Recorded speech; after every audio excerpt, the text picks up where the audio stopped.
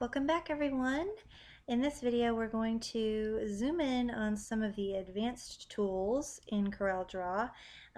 This is going into some of the more in-depth transparencies and some different fill effects, and also some tricks on how to weld some layers together. These are the more professional things that you'll do to make your graphics more polished, especially if you're going to be doing stock illustrations and things like that. So these tools are not necessarily anything that you have to use, but you'll see in this logo for sure the small details. These are all the advanced tools that I'm going to be showing you in here. And a lot of the reflection that you see in this, if you're doing glass kind of design work, uh, things with more depth, you'll be wanting to explore these more. For the beginning, while you just start getting used to the program, I would stick with the introduction video, but definitely return to this later when you get comfortable with the basics. Okay, so we're going to go over to the list here. We're going to start with the weld, front minus back, and back minus front. This is a neat trick especially if you're working with shapes that you're trying to cut portions out of, and shapes that you need to make multiple parts of, like hands. So we'll use a hand as an example right now. I'm just going to take a couple sections of this illustration that I have over here and kind of walk you through how I usually create some of the trickier shapes. So zooming into a hand, when I come in with a freehand tool, I don't come in and just pick right up and just start drawing this hand with one stroke.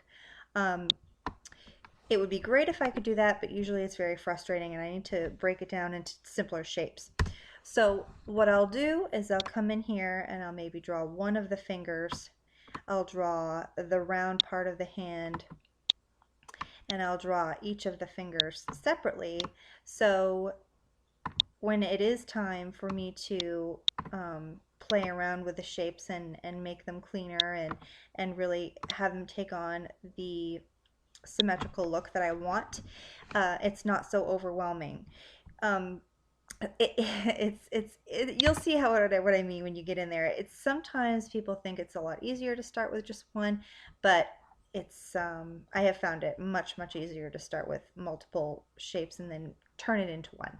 So we'll just say that I went through here and I clicked on these little sections and I smoothed all these nodes out.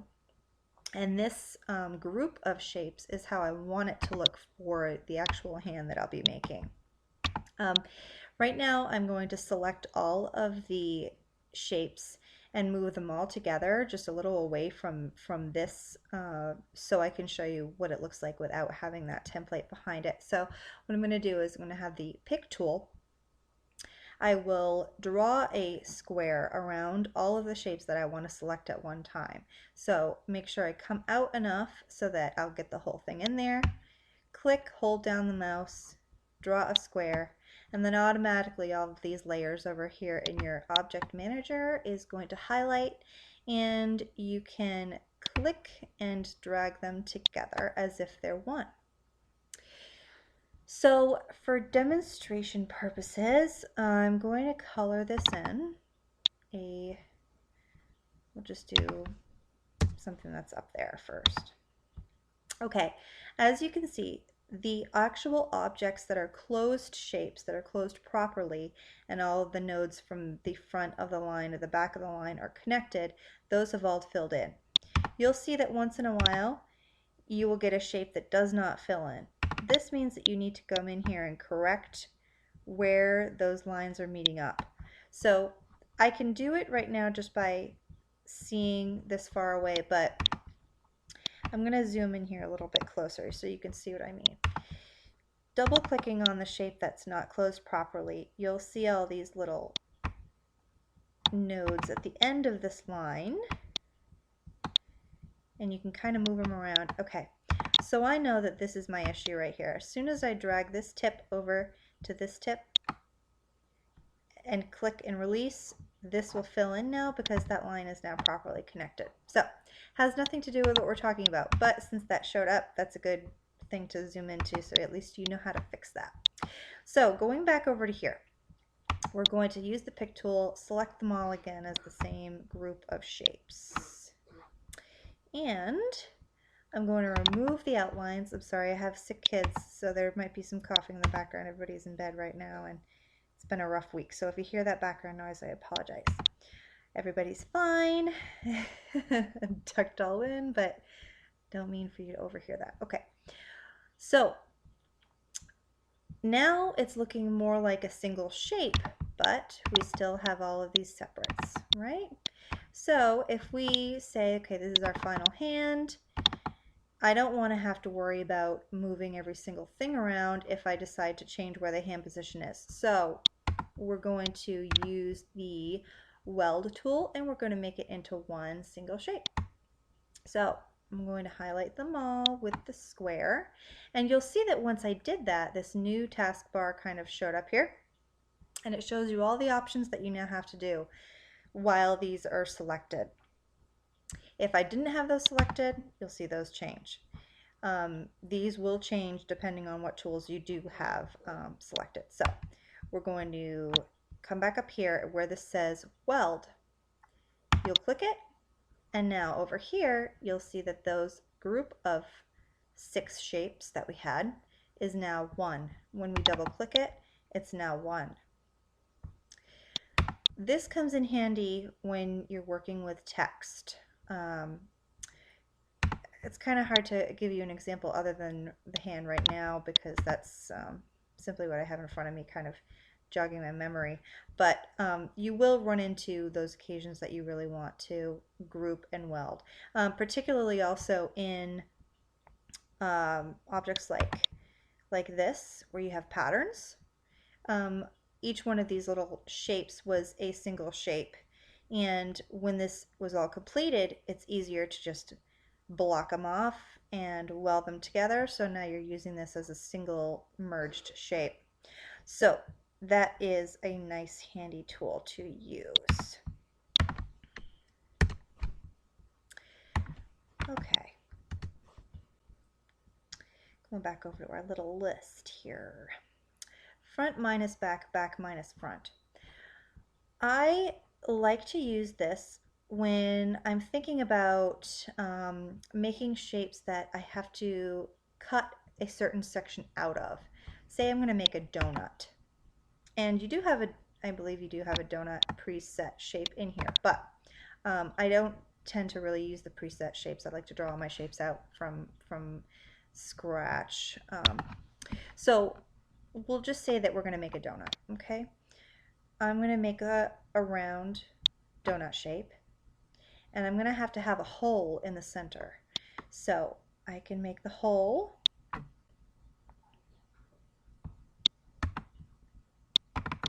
I'm going to take a minute just to smooth this out so it looks okay. Not perfect, but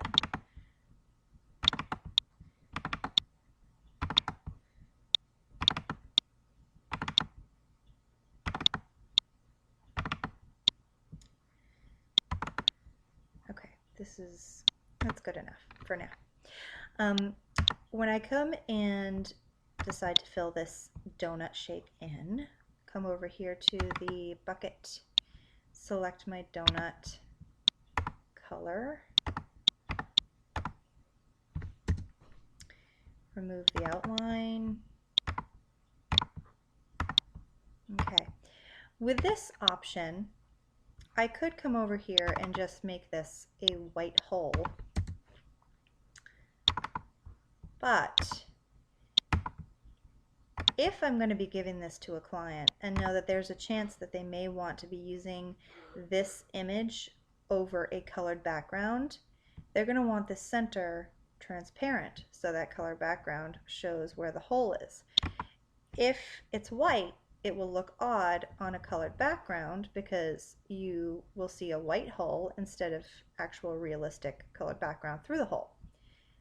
I'll put a block behind there just so you can see. visually what I mean.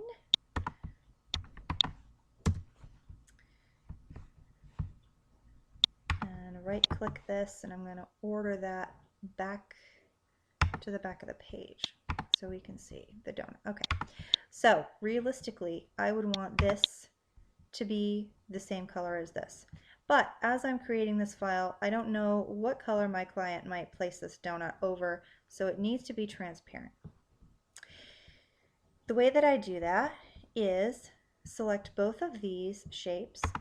I can either click both of them over here in the manager tool by holding down my control key, or I can drag and drop the square just around the ones that I want, and that will highlight them over here too. Doesn't really matter how. And I'm going to go over here. These little tools again show up. The merge is what we just used. We're going to go all the way over to this one, the one that says back minus front. That means that it's going to take the back shape and it's going to minus the front shape from the back shape. Over here in the objects tool, you'll see that the tan color of the donut is the back shape and the white is the front shape. So once we click that, the white shape will be cut out of the back shape and it will no longer be there. And you'll get your little transparent donut. When you double click on that, the shape of where the white shape is still there, but it is there as a cutout. You can still manipulate this shape by dragging and dropping the nodes, but it's one single shape. Okay? The opposite would be true if you wanted to, for some reason you had we'll just say we're making a different kind of shape right now, and you wanted to minus the front from the back. Usually this is in text. I'm not sure if this is going to work for the shape that I have right here exactly, but we'll try it. If for some reason you wanted to minus the front shape from the back shape, you'd go over and it would be right beside the back minus front right up here. And then you're left with this little croissant thing, little shape there. Okay, so that's kind of how you use a cookie cutter type of tool. The next tool we're going to go to is transparency and patterns. This is really fun, but I have to be careful when I use this. In order to get these effects over here, especially in the hair and the glass-like look that I have in my little smoky crystal over here, and let's zoom all in here. You'll see some transparencies right here in the bubbles that are in the little Mantis Einstein glass, and up here. This is all a transparency effect. So if I have, we'll use the circles as an example because I have that right in front of me and you can kind of see. Let's make these all blue. Come over here, make a nice blue. Well, I don't know if it's a nice blue, but it's a bright blue. Okay, now you can't see the different circles that are within the circles, but if you have them selected and you come over here, if this little transparency tool isn't already showing, it may show up for you as the blend tool right here, but that's the little corner that you'll want to select to find the transparency tool. My Corel program's just used to me having transparency up there, so now it's nice enough to put it up there automatically for me when I open the program. So it's right within the blend drop down. So we will make it just a regular transparency by going up here to where it says none, because there's currently no transparency. Bring that drop down and you could make it a uniform transparency, which would make it transparent throughout each shape, and each shape acts individually right now. I have a few selected, but they all act individually. I could go to linear, which would make them transparent from one side to the other. I could move these around to change the direction of the transparencies within each of them.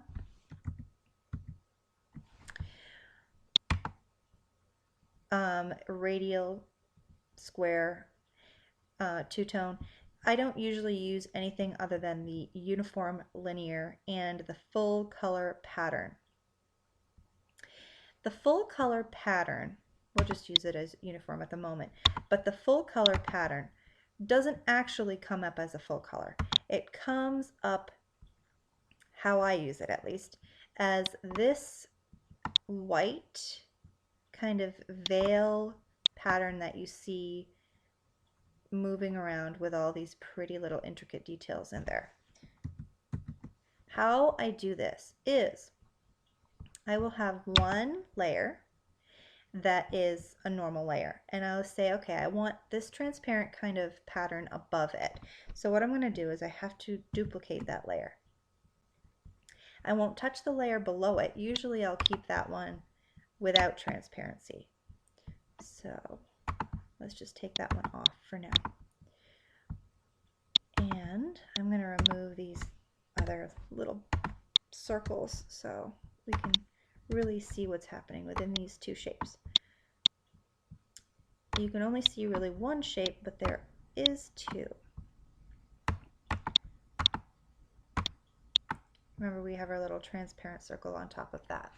So when I use the transparency for the full color pattern,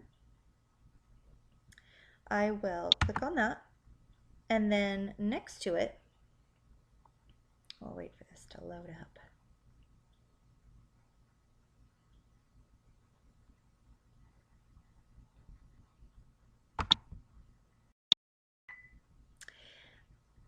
Okay, so once we clicked the full color, we have these little cute swatches that show up on the right hand side. We click the drop down, we'll see all these options. And you would think that if you use one of these that it would fill it in the color that you have chosen within the swatch. So we'll say that we're using the butterfly. Down here you think it's going to turn tan and red, and it would unless you're using the transparency effect. We're going to make this smaller so we can see what's going on. Okay. And I'm going to change this layer to a different color other than blue so we can see the difference between the two of them. I'll make it yellow. All right. So now you see that the transparent layer has taken on that pattern, which we can make larger by just selecting the transparency, dragging and dropping a new size square over that layer, and that will change the size of the pattern that is going on to that. But laying it over, you'll see that it can make a nice two-layer, kind of like a fabric look. You can come over and change the overlying veil color to anything that you think is going to mesh well. And you can even go into the back layer and make this a pretty gradient color with the fountain fill. Maybe go from red or blue to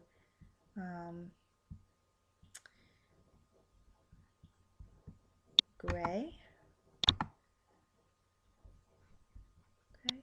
And you can make it as pronounced or as subtle as you want. Just kind of playing around with those settings. I find that usually I'm using whites over different gradients. That's usually how I use it, but do play around with it. It's lots of fun. Also, if you find a pattern online that you want to use instead of one of the preset patterns, there is an option to upload. So if you go over here, you click Other, and I don't normally use this, but I do believe, yeah, you can choose from anything that you have saved on your computer and use that as a pattern. So that's cool. Or you could make your own pattern in the program, save it as an image, and then upload that pattern that you created specifically for that transparency effect. So lots of options here. Okay, so that's that. Moving on,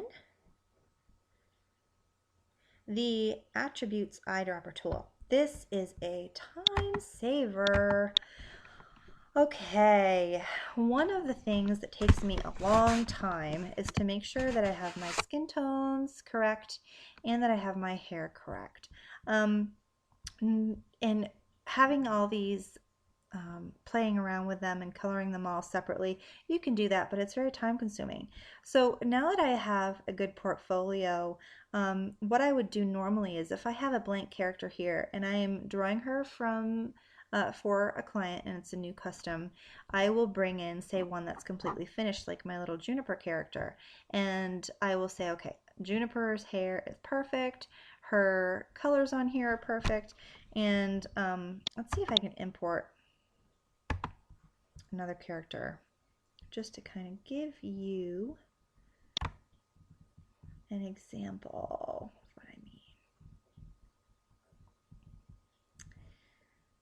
Okay, we have our little peg character here. Let's see if I can. Sometimes my Corel program is a little slow, so hopefully this will not make my computer freeze on me, but we'll see. All right, we'll grab a little peg over here, import her.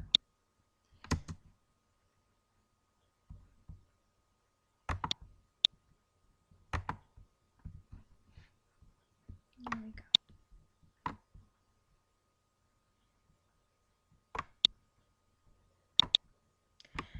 Okay, we'll say that I am currently working on Peg, and she is not a finished project yet, but I know that I need her to be brunette, and Juniper is already a beautiful brunette, so we'll bring her up here because I'm going to copy the commands and the colors that I've already set Juniper's hair to and bring it over so we can match Peg's perfectly, and it will save me a lot of time and headache instead of having to go into every little shape and trying to find the right brown, all that stuff all over again, because I've already done it once, don't have to do it again.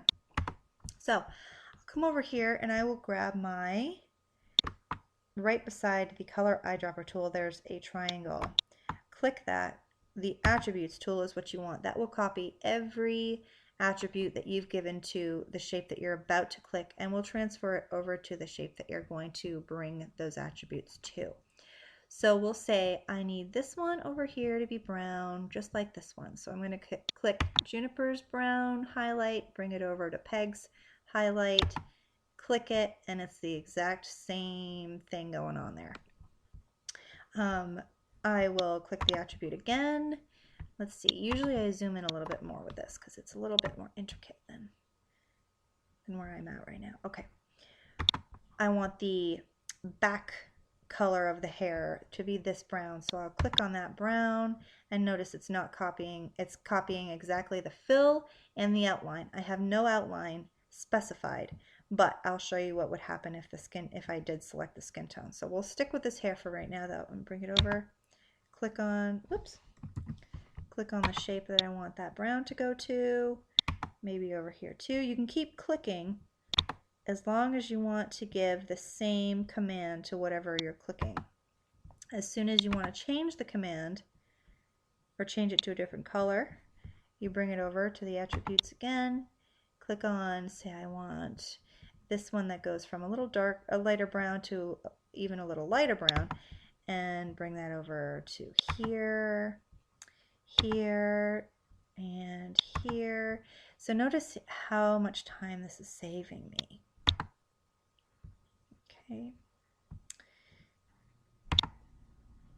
Okay, and then we'll even use the lighter one right up here for all of these.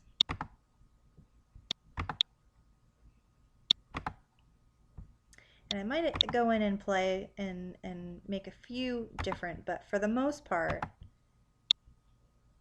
this really worked out well and it saved me a lot of time. So you see how you do that with every shape that you want. Same goes with eyebrow color. If I wanted to grab this eyebrow color or eye color or lip color, bring this right over, click, click, boom, done. Okay, so that is the attributes for single color with a gradient, no outline. Say I want Peg to have the same outline and color face that Juniper has over here. Click the attributes, click on her face shape, and it will copy the color and the outline. And bring it over here, color, and you can't see the outline very well unless it's around the neck, but that is copied correctly.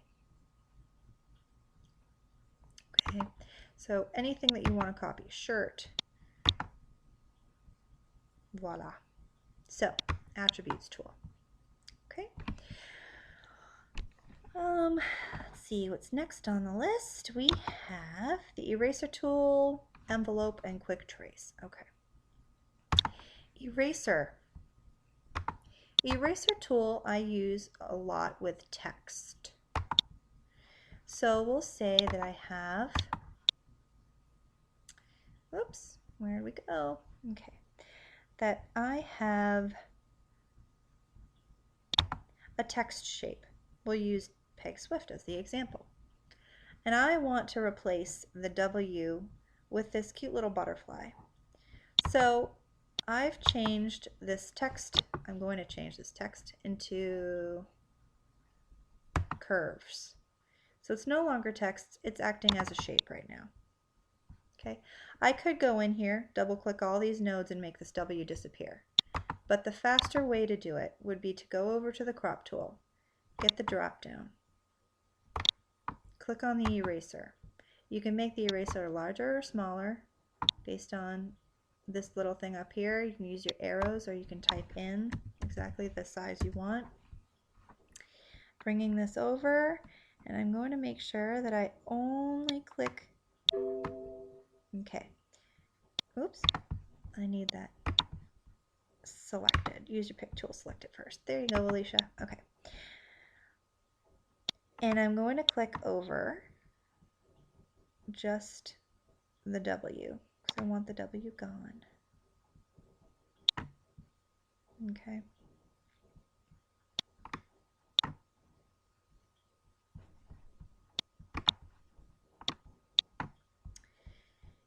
And you will see that if I don't get it all, that little shape is still there. I can erase it more, or I can just double click that node. And that's gone. That is the eraser tool. And then I can say, come on, butterfly, be my W. And bring that right over. Okay. So that's the eraser. While we're on the eraser, I don't have this added to the list, but I will mention the crop tool also. If you use the crop tool, say you have this rough edge that you don't have finished and you only want the completed character with a nice clean edge, you can grab the crop,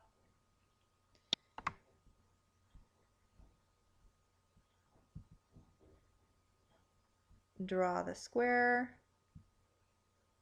release it, and the way that you actually crop this, because it's not cropped at the moment, would be to double click within the area that you just selected to crop. And it's just cropped out everything around that circle. And now you can save this as your completed image and you don't have to worry about anything else around it. Just make sure that you do, oops, that you do drag this into your workspace before you save.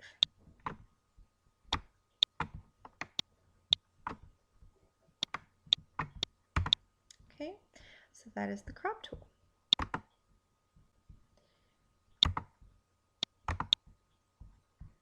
All right.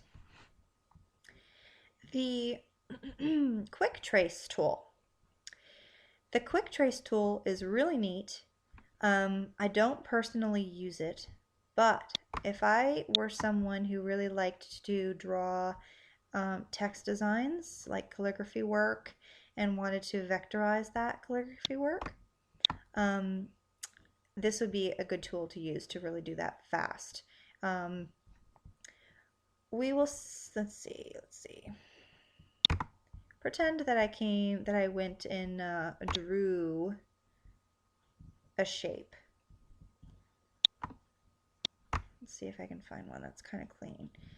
See if I can do this. All right. See, basic, more basic.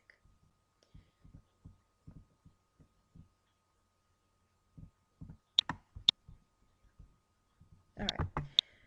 I'm going to copy this just for demonstrational purposes. Do not copy anybody's work off the internet and do this and incorporate it into your work, but this is just an example. Say I had a pen and paper and I drew this diamond pattern and scanned it to my computer and then imported it to here. And this is the diamond pattern that I drew out of marker on a piece of paper. Let's just pretend that for right now. Okay, and I want to vectorize it. I can go up to, make sure that layer is selected, go up to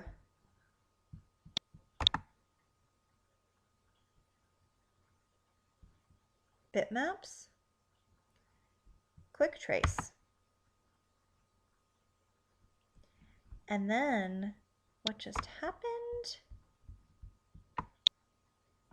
This was the image that we pretend scanned in, and this is now a vector copy of that image. It's a group of shapes, but double clicking on them, you'll see that it's all vectorized.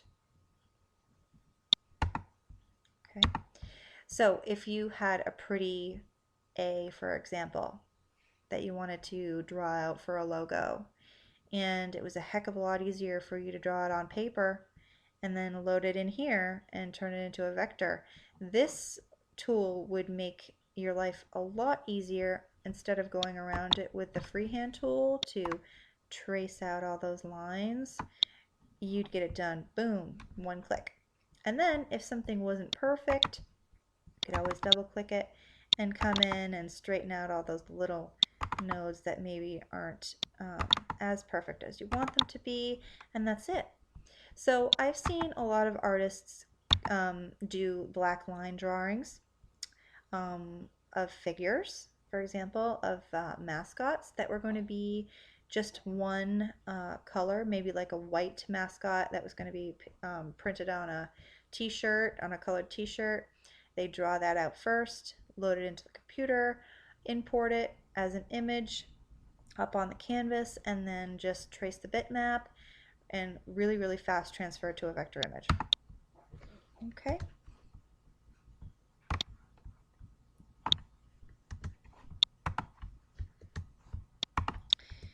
All right.